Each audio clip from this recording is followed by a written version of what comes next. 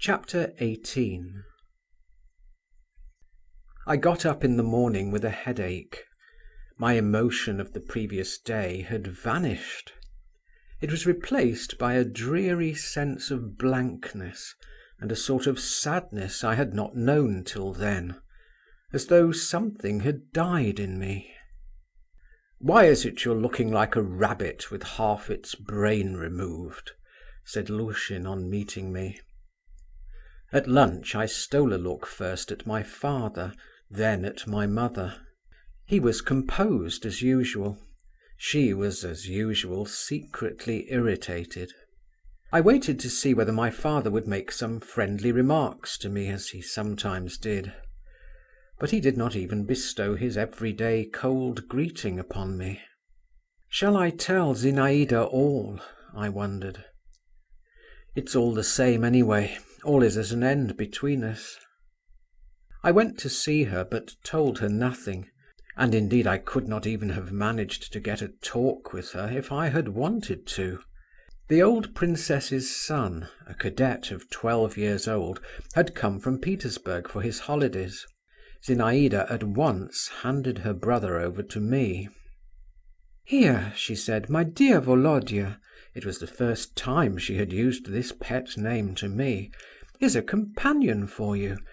His name is Volodya too. Please like him. He is still shy, but he has a good heart. Show him Neskuchny Gardens, go walks with him. Take him under your protection. You'll do that, won't you? You're so good too."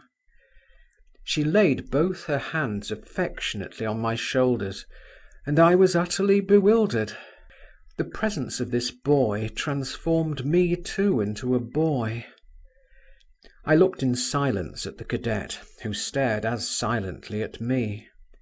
Zinaida laughed and pushed us towards each other. "Embrace each other, children." We embraced each other. "Would you like me to show you the garden?" I inquired of the cadet. "If you please," he replied in the regular cadet's hoarse voice. Zinaida laughed again. I had time to notice that she had never had such an exquisite colour in her face before. I set off with the cadet. There was an old-fashioned swing in our garden. I sat him down on the narrow plank seat and began swinging him. He sat rigid in his new little uniform of stout cloth, with its broad gold braiding, and kept tight hold of the cords. "You'd better unbutton your collar," I said to him. "It's all right, we're used to it," he said, and cleared his throat. He was like his sister. The eyes especially recalled her. I liked being nice to him, and at the same time an aching sadness was gnawing at my heart. Now I certainly am a child, I thought, but yesterday… I remembered where I had dropped my knife the night before and looked for it. The cadet asked me for it, picked a thick stalk of wild parsley, cut a pipe out of it, and began whistling. Othello whistled too. But in the evening how he wept, this Othello, in Zinaida's arms, when, seeking him out in a corner of the garden, she asked him why he was so depressed. My tears flowed with such violence that she was frightened. "What is wrong with you? What is it, Volodya?" she repeated. And seeing I made no answer, and did not cease weeping, she was about to kiss my wet cheek. But I turned away from her, and whispered through my sobs, "I know all. Why did you play with me? What need had you of my love?" "I am to blame, Volodya," said Zinaida. "I am very much to blame," she added, wringing her hands. "How much there is bad and black and sinful in me! But I'm not playing with you now. I love you. You don't even suspect why and how. But what is it you know?" What could I say to her? She stood facing me and looked at me, and I belonged to her altogether from head to foot directly she looked at me. A quarter of an hour later I was running races with the cadet and Zinaida. I was not crying, I was laughing, though my swollen eyelids dropped a tear or two as I laughed. I had Zinaida's ribbon round my neck for a cravat, and I shouted with delight whenever I succeeded in catching her round the waist. She did just as she liked with me. Chapter 19. I should be in a great difficulty if I were forced to describe exactly what passed within me in the course of the week after my unsuccessful midnight expedition. It was a strange, feverish time, a sort of chaos, in which the most violently opposed feelings, thoughts, suspicions, hopes, joys and sufferings whirled together in a kind of hurricane. I was afraid to look into myself. If a boy of 16 ever can look into himself, I was afraid to take stock of anything. I simply hastened to live through every day till evening, and at night I slept. The light-heartedness of childhood came to my aid. I did not want to know whether I was loved, and I did not want to acknowledge to myself that I was not loved. My father I avoided, but Zinaida I could not avoid. I burnt as in a fire in her presence, and what did I care to know what the fire was in which I burned and melted? It was enough that it was sweet to burn and melt. I gave myself up to all my passing sensations, and cheated myself, turning away from memories and shutting my eyes to what I foreboded before me. This weakness would not most likely have lasted long in any case. A thunderbolt cut it all short in a moment and flung me into a new track altogether. Coming in one day to dinner from a rather long walk, I learnt with amazement that I was to dine alone, that my father had gone away, and my mother was unwell, did not want any dinner, and had shut herself up in her bedroom. From the faces of the footmen, I surmised that something extraordinary had taken place. I did not dare to cross-examine them, but I had a friend in the young waiter, Philippe, who was passionately fond of poetry and a performer on the guitar. I addressed myself to him. From him I learned that a terrible scene had taken place between my father and mother, and every word had been overheard in the maid's room. Much of it had been in French, but Masha, the lady's maid, had lived 5 years with a dressmaker from Paris, and she understood it all. That my mother had reproached my father with infidelity, with an intimacy with the young lady next door. That my father at first had defended himself, but afterwards had lost his temper, and he too had said something cruel, reflecting on her age, which had made my mother cry. That my mother too had alluded to some loan which it seemed had been made to the old princess, and had spoken very ill of her and of the young lady too, and that then my father had threatened her. And all the mischief, continued Philippe, came from an anonymous letter, and who wrote it no one knows, or else there'd have been no reason whatever for the matter to have come out at all. But was there really any ground? I brought out with difficulty, while my hands and feet went cold, and a sort of shudder ran through my inmost being. Philippe winked meaningly. There was. There's no hiding those things. For all that your father was careful this time. But there, you see, he'd, for instance, to hire a carriage or something. No getting on without servants either. I dismissed Philippe and fell onto my bed. I did not sob, I did not give myself up to despair. I did not ask myself when and how this had happened.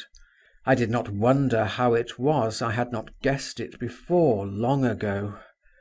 I did not even upbraid my father. What I had learnt was more than I could take in. This sudden revelation stunned me. All was at an end. All the fair blossoms of my heart were roughly plucked at once, and lay about me, flung on the ground, and trampled underfoot. Chapter 20. My mother next day announced her intention of returning to the town. In the morning my father had gone into her bedroom, and stayed there a long while alone with her. No one had overheard what he said to her, but my mother wept no more. She regained her composure, and asked for food, but did not make her appearance nor change her plans. I remember I wandered about the whole day, but did not go into the garden. I never once glanced at the lodge, and in the evening I was the spectator of an amazing occurrence. My father conducted Count Malevsky by the arm through the dining-room into the hall, and in the presence of a footman said icily to him, "A few days ago your excellency was shown the door in our house.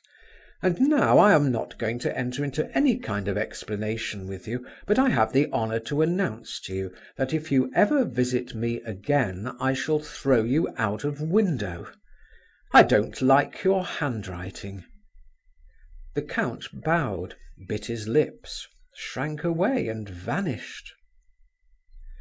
Preparations were beginning for our removal to town, to Arbaty Street, where we had a house. My father himself probably no longer cared to remain at the country house, but clearly he had succeeded in persuading my mother not to make a public scandal. Everything was done quietly, without hurry. My mother even sent her compliments to the old princess, and expressed her regret that she was prevented by indisposition from seeing her again before her departure. I wandered about like one possessed, and only longed for one thing, for it all to be over as soon as possible. One thought I could not get out of my head. How could she, a young girl, and a princess too, after all, bring herself to such a step, knowing that my father was not a free man, and having an opportunity of marrying, for instance, Byelovzorov? What did she hope for? How was it she was not afraid of ruining her whole future? Yes, I thought, this is love, this is passion, this is devotion. And Lushin's words came back to me. To sacrifice oneself for some people is sweet. I chanced somehow to catch sight of something white in one of the windows of the lodge. Can it be Zinaida's face, I thought. Yes, it really was her face. I could not restrain myself. I could not part from her without saying a last goodbye to her. I seized a favourable instant and went into the lodge. In the drawing-room the old princess met me with her usual slovenly and careless greetings. "How's this, my good man, your folks are off in such a hurry?" she observed, thrusting snuff into her nose. I looked at her, and a load was taken off my heart. The word loan, dropped by Philippe, had been torturing me. She had no suspicion. At least I thought so then. Zinaida came in from the next room, pale and dressed in black, with her hair hanging loose. She took me by the hand without a word, and drew me away with her. "I heard your voice," she began, "and came out at once. Is it so easy for you to leave us, bad boy?" "I have come to say goodbye to you, princess," I answered, "probably forever. You have heard, perhaps, we are going away." Zinaida looked intently at me. "Yes, I have heard. Thanks for coming. I was beginning to think I should not see you again. Don't remember evil against me. I have sometimes tormented you, but all the same I am not what you imagine me." She turned away and leaned against the window. "Really, I am not like that. I know you have a bad opinion of me." "I?" "Yes, you. You." I repeated mournfully, and my heart throbbed as of old under the influence of her overpowering, indescribable fascination. "I, believe me, Zinaida Alexandrovna, whatever you did, however you tormented me, I should love and adore you to the end of my days." She turned with a rapid motion to me, and flinging wide her arms embraced my head, and gave me a warm and passionate kiss. God knows whom that long farewell kiss was seeking, but I eagerly tasted its sweetness. I knew that it would never be repeated. "Goodbye, goodbye," I kept saying. She tore herself away and went out. And I went away. I cannot describe the emotion with which I went away. I should not wish it ever to come again. But I should think myself unfortunate had I never experienced such an emotion. We went back to town. I did not quickly shake off the past. I did not quickly get to work. My wound slowly began to heal. But I had no ill feeling against my father. On the contrary, he had, as it were, gained in my eyes. Let psychologists explain the contradiction as best they can. One day I was walking along a boulevard, and to my indescribable delight I came across Lushin. I liked him for his straightforward and unaffected character, and besides he was dear to me for the sake of the memories he aroused in me. I rushed up to him. "Ah," he said, knitting his brows, "so it's you, young man. Let me have a look at you. You're still as yellow as ever, but yet there's not the same nonsense in your eyes. You look like a man, not a lapdog. That's good. Well, what are you doing? Working?" I gave a sigh. I did not like to tell a lie, while I was ashamed to tell the truth. "Well, never mind," Lushin went on. "Don't be shy. The great thing is to lead a normal life and not be the slave of your passions. What do you get if not? Wherever you are carried by the tide. It's all a bad lookout. A man must stand on his own feet if he can get nothing but a rock to stand on. Here, I've got a cough. And Byelovzorov, have you heard anything of him?" "No, what is it?" "He's lost, and no news of him. They say he's gone away to the Caucasus. A lesson to you, young man, and it's all from not knowing how to part in time, to break out of the net. You seem to have got off very well. Mind you don't fall into the same snare again. Goodbye." I shan't, I thought. I shan't see her again. But I was destined to see Zinaida once more. Chapter 21. My father used every day to ride out on horseback. He had a splendid English mare, a chestnut piebald, with a long slender neck and long legs, an inexhaustible and vicious beast. Her name was Electric. No one could ride her except my father. One day he came up to me in a good humour, a frame of mind in which I had not seen him for a long while. He was getting ready for his ride, and had already put on his spurs. I began entreating him to take me with him. "We'd much better have a game of leap-frog," my father replied. "You'll never keep up with me on your cob." "Yes, I will. I'll put on spurs too." "All right, come along then." We set off. I had a shaggy black horse, strong and fairly spirited. It is true it had to gallop its utmost when Electric went at full trot. Still, I was not left behind. I have never seen anyone ride like my father.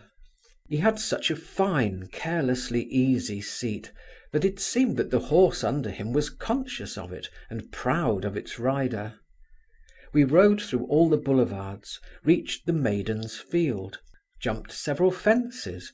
At first I had been afraid to take a leap, but my father had a contempt for cowards, and I soon ceased to feel fear.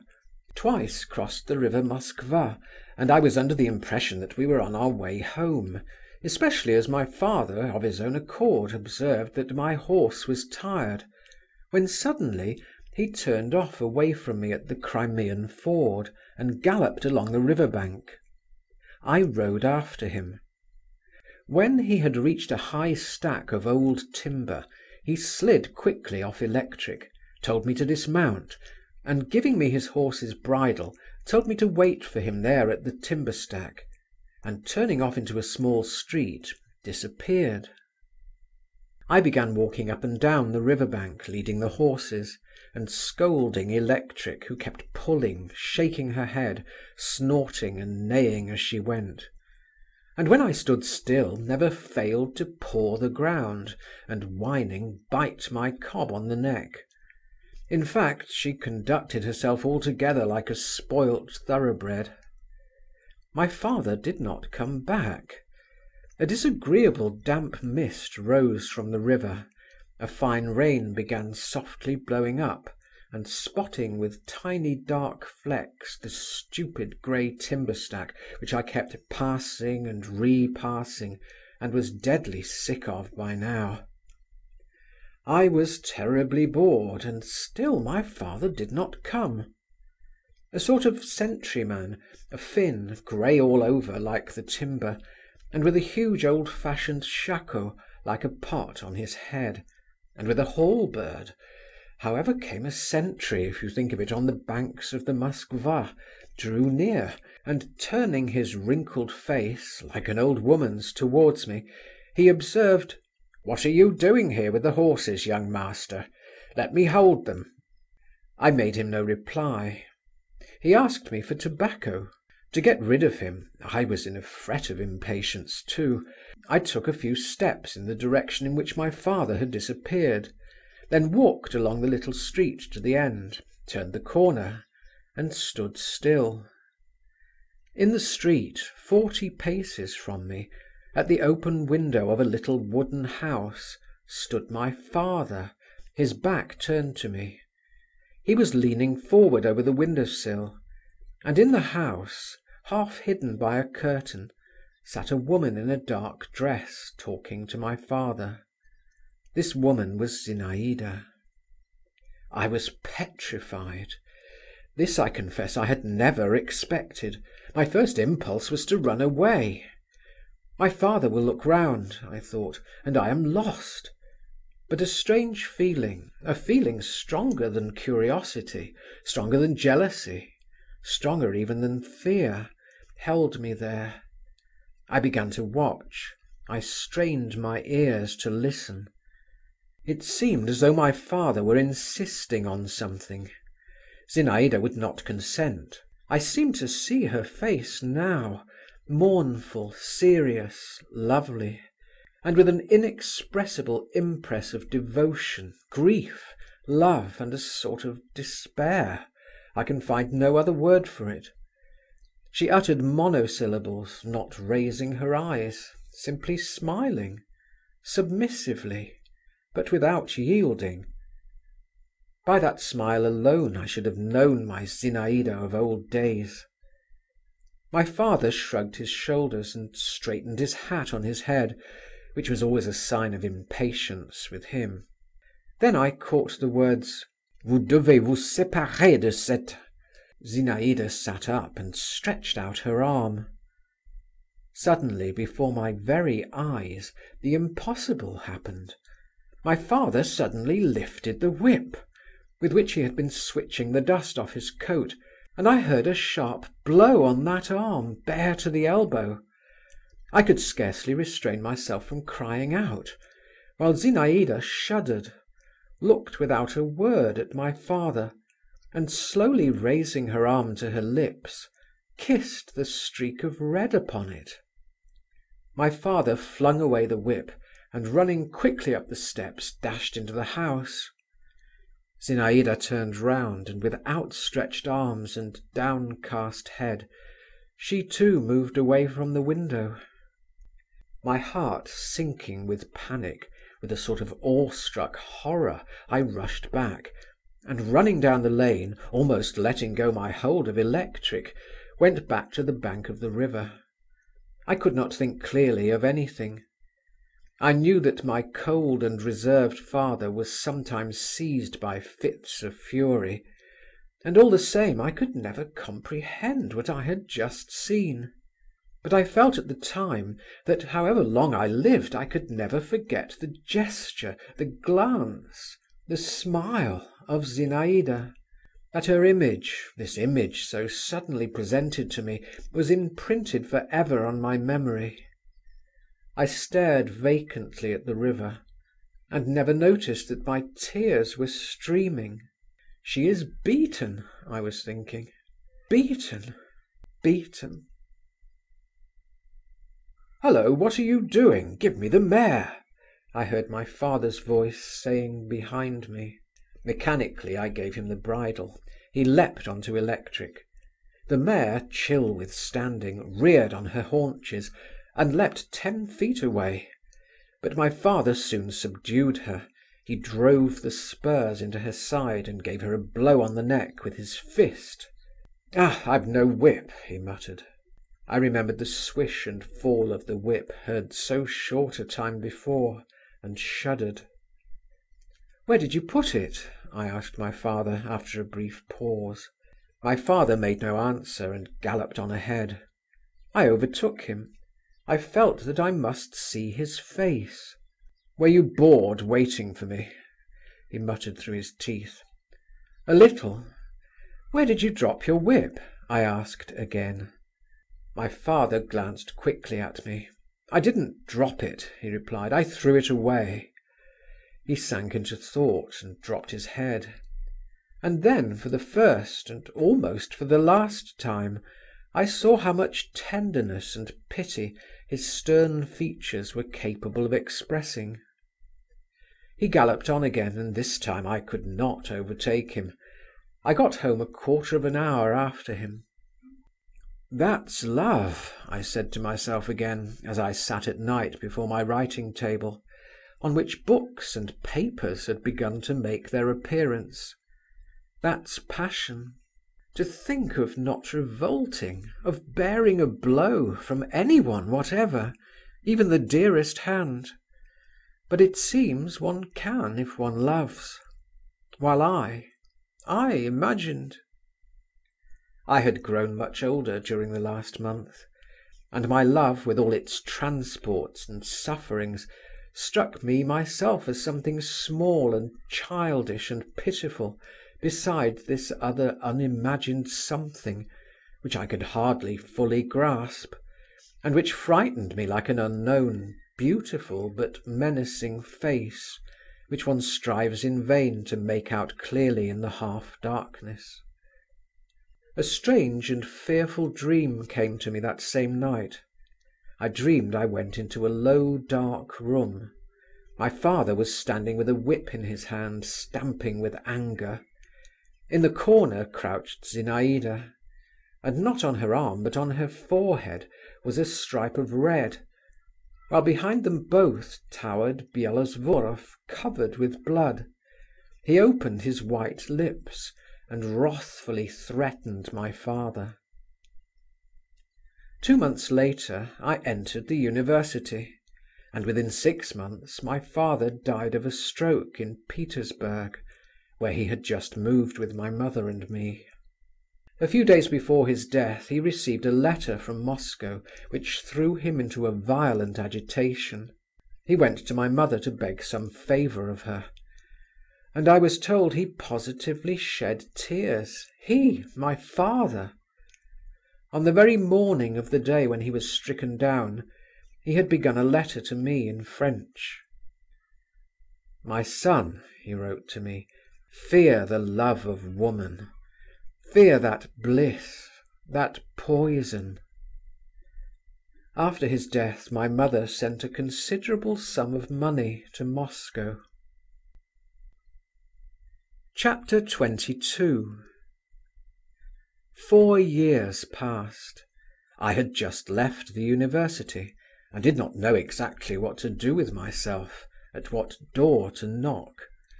I was hanging about for a time with nothing to do. One fine evening I met Meidanov at the theatre. He had got married and had entered the civil service, but I found no change in him. He fell into ecstasies in just the same superfluous way, and just as suddenly grew depressed again. "You know," he told me, among other things, "Madame Dolsky's here." "What Madame Dolsky?" "Can you have forgotten her? The young Princess Zasyekin, whom we were all in love with, and you too.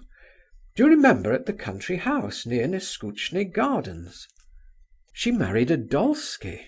"Yes." "And is she here in the theatre?" "No, but she's in Petersburg. She came here a few days ago. She's going abroad." "What sort of fellow is her husband?" I asked. "A splendid fellow with property. He's a colleague of mine in Moscow. You can well understand, after the scandal. You must know all about it." Meidanov smiled significantly. It was no easy task for her to make a good marriage. There were consequences, but with her cleverness everything is possible. Go and see her. She'll be delighted to see you. She's prettier than ever." Meidanov gave me Zinaida's address. She was staying at the Hotel des Moutes. Old memories were astir within me. I determined next day to go to see my former flame. But some business happened to turn up. A week passed, and then another. And when at last I went to the Hotel des Moutes and asked for Madame Dolsky, I learnt that 4 days before she had died, almost suddenly, in childbirth. I felt a sort of stab at my heart. The thought that I might have seen her, and had not seen her, and should never see her, that bitter thought stung me with all the force of overwhelming reproach. "She is dead," I repeated, staring stupidly at the hall porter. I slowly made my way back to the street, and walked on without knowing myself where I was going. All the past swam up and rose at once before me.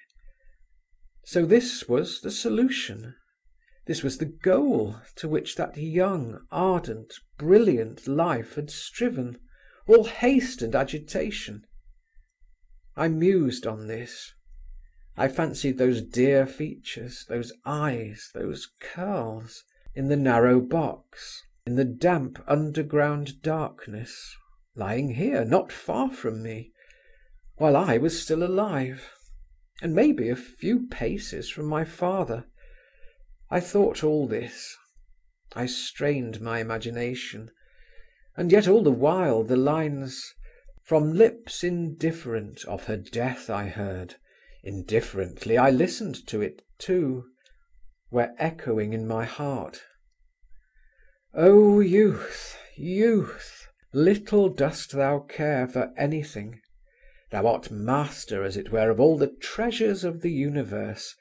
Even sorrow gives thee pleasure, even grief thou canst turn to thy profit. Thou art self-confident and insolent. Thou sayest, I alone am living, look you. But thy days fly by all the while, and vanish without trace or reckoning, and everything in thee vanishes, like wax in the sun, like snow.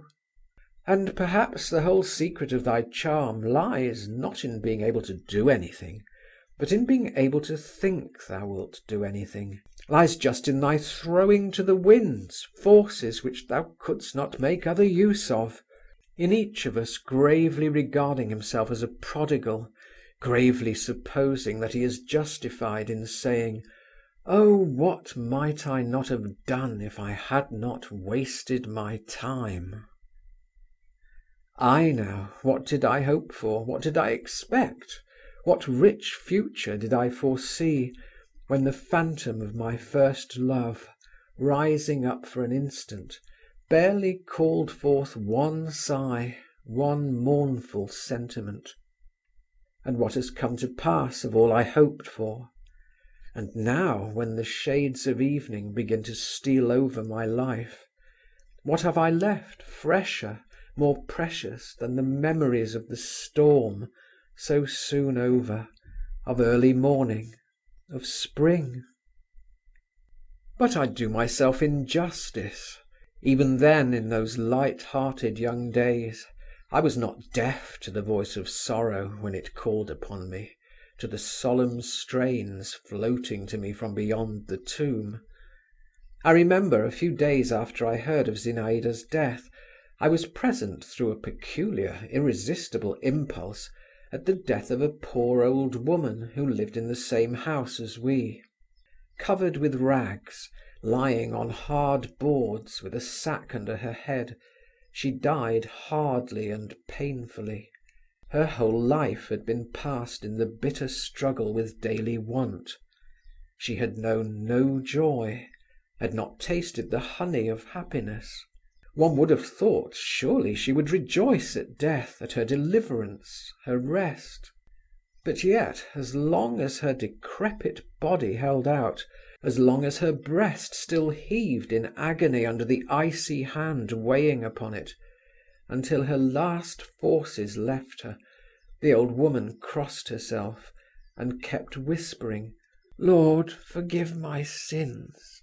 And only with the last spark of consciousness vanished from her eyes the look of fear, of horror of the end.